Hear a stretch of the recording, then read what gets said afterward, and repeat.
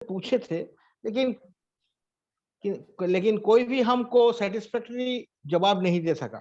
Question है section 383 IPC extortion जिसको बोलता है। इसमें अगर मान लीजिए कोई आदमी जाके थाना में उसी को बोला जैसा फलाना आदमी का अगेंस्ट में आप 383 आईपीसी में केस दर्ज कर लो, एफआईआर कर लो, वो हमको फोन में धमकी दे रहा या भेंट होने से हमको धमकी दे रहा है एक्सटॉर्शन का, तो पुलिस क्या आगे पीछे बिना सोचे एफआईआर लिख लेगा? ऐसा कोई नियम है? देखिए, कॉग्निजेबल ऑफेंस है तो कॉग्निजेबल ऑफेंस में पुलिस की का दायित्व है कि एफआईआर करे और इसके बाद जांच करे। अच्छा, जांच में अगर देखा जाए जो फॉल्स है तो फर्जी क्या है तो खात्मा लगा सकती है, पुलिस खात्मा लगा सकती है। खत्मा मतलब समझा नहीं, थोड़ा इंग्लिश में बोलिए। क्लोजर रिपोर्ट प्रस्तुत कर सकती है। अच्छा, तो क्लोजर रिपोर्ट अगर प्रस्तुत होगा तो इसमें तो साबित हो जाएगा जो एफआईआर करने के लिए थाना में आया था, मान लीजिए मिस्टर एक्स आया था, तो वो फॉल्स रिपोर्ट थाना में दर्ज कराया किसी का अगेंस्ट में, तो उसका अगेंस्ट में तो कानूनी कार्रवाई होना चाहिए। आप मेलिसियस प्रोसिक्यूशन का मुकदमा लगा सकते हैं कि उसने आपको आपके खिलाफ गलत शिकायतें की हैं। मेलिसियस प्रोसिक्यूशन का मुकदमा लग सकता है। तो ऑटोमेटिक थाना प्रभारी को लगाना चाहिए जहाँ हमको आके फॉल्स एलिगेशन दिया है। अब देखिए है क्या कि अब वैसे मुकदमों की भीड़ है थानों में, तो थाने वाले एक और नया मुकदमा नहीं क्रिएट करना चाहते। हाँ, बात यही है, थाने वाले नहीं चाहते एफआईआर दर्ज हो उसका थाना में, ताकि लिए एफआईआर दर्ज होने से उसको रिस्पॉन्सिबिलिटी बढ़ जाता है, इन्वेस्टिगेशन करो, अगर प्रूफ हो गया तो एक्यूज को पकड़ के ले आओ, उसको कोर्ट देखिए, में पेश करो। मेलिसियस प्रोसिक्यूशन जब लगाना होता है तो उसके लिए व्यवस्थाएं दूसरी तरह हैं।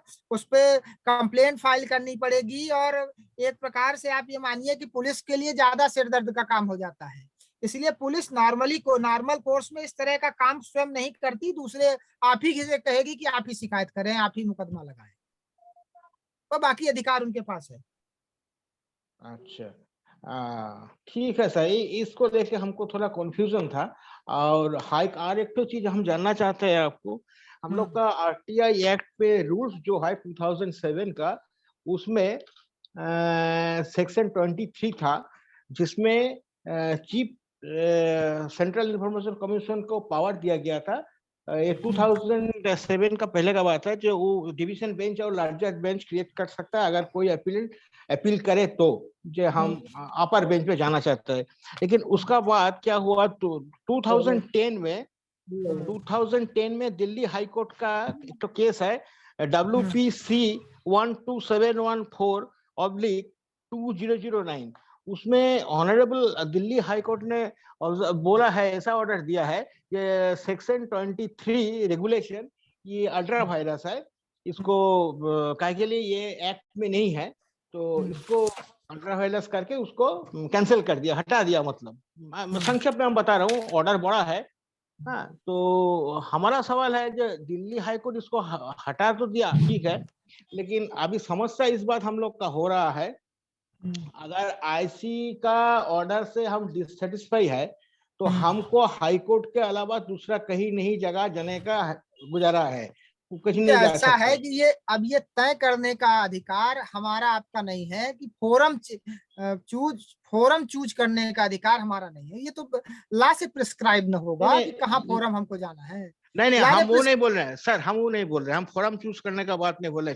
फोरम चूज करने का अधिकार नहीं, हम चाहते हैं जो हाई कोर्ट का जो ऑर्डर है ना, इसको हमारा जो मतलब ओपिनियन है, हाई कोर्ट का जो ऑर्डर मैंने अभी आपको बताया 21 मई 2010 का ये ऑर्डर है, तो उसका केस नंबर भी हम आपको बता दिया।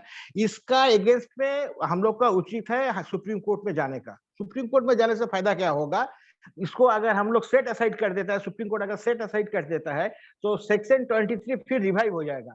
सेक्शन 23 रिवाइव होने से क्या फायदा होगा हम लोग का, आम पब्लिक का। मान लीजिए जो दूर दराज गांव से आ रहा है, जिसके पास पैसा नहीं है हाई कोर्ट जाने का, यहाँ से कलकत्ता सेक्शन जाने में 23 आप एक्ट की रूल्स है, ये कोई रूल बने थे? रूल्स का बात बता रहे हैं हम। रूल्स जिंदा हो जाएगा, जिंदा होने से हम लोग का क्या होगा, इंफॉर्मेशन के लिए हाई कोर्ट का पहले दफा जाने का दरकार नहीं, कारण हाई कोर्ट जाने का मतलब ही है पैसा। पैसा गांव का गरीब आदमी को 30-40 हजार कहाँ से मिलेगा, हाई कोर्ट जाएगा? वो तो जेब में 40,000 डाल के फिर सोचना पड़ेगा कि हाँ हाई कोर्ट में हम केस करेंगे, वकील साहब का पास जाएंगे, बात करेंगे।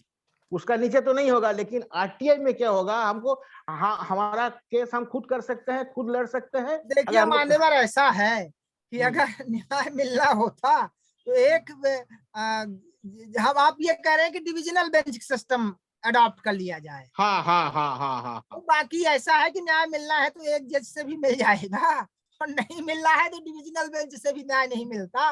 ये कोई नहीं इसमें गारंटी थोड़ी है कि दो जज बैठ हम जाएंगे बता तो रहे वहां से कोई न्याय की मेरा गारंटी मिल जाएगी। मेरा लॉजिक क्या है मैं बता रहा हूँ। मान लीजिए sir, mister x single bench पे हेयरिंग किया है, ऑर्डर दिया है, लेकिन जब डिवीजन बेंच पे हम जाएंगे एक्स तो नहीं रहेगा ना, वहाँ वाई जेड रहेगा। इसमें थोड़ा वो तो डिवीजन, मैं समझ वो तो गया, हाई आपकी कोर्ट में। बात समझ गया, लेकिन हाँ देखिए समस्याएं क्या है कि अगर मिस्टर एक्स को 2 साल लग गए सिंगल बेंच में या 2 साल लग गए डिविजनल बेंच में और फिर हाई कोर्ट जाना पड़ा, तो हाँ, इसको अंतिम में इसको हाँ निष्कर्ष वही क्या वही निकलेगा? साहब यही असली पॉइंट है। इसमें हम आने के लिए इतना घुमा फिरा के मैं आ रहा था। इसको 2 साल का जो आप बात बोल रहे हैं ना, 2 साल नहीं लगता। अगर जब एक कानून को पार्लियामेंट ने तैयार किया ना, तो अगर फर्स्ट अपीलेट अथॉरिटी को सेक्शन 20 का दायरे में लाता ना, तो इतना सेकंड अपील नहीं होता देखिए अभी।